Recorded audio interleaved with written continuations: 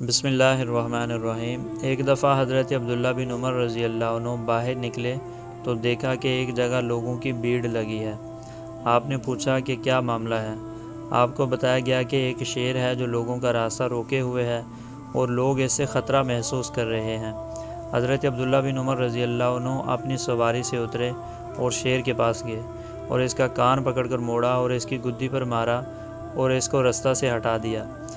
پھر فرمایا کہ سرکار دو عالم صلی اللہ علیہ وسلم نے تیرے بارے میں سچ فرمایا تھا کہ ابن آدم پر یہ جب ہی مسلط کیا جاتا ہے جب ابن آدم اس سے ڈرتا ہے، اور جب ابن آدم صرف اللہ سے ڈرے تو اللہ تعالیٰ اس کو اس پر مسلط نہیں کرتا۔ ابن آدم کو اس کے حوالے کر دیا جاتا ہے جس سے وہ امید باندھتا ہے، اور اگر وہ سوائے اللہ کے کسی سے امید نہ رکھے تو اللہ تعالیٰ اس کو کسی اور کے حوالے نہیں کرتا۔ دوستو، ہمارے چینل کو سبسکرائب کر لیں اور بیل آئیکن کے بٹن کو پریس کر لیں تاکہ ہر انفارمیٹیو ویڈیو سب سے پہلے آپ کو مل سکے۔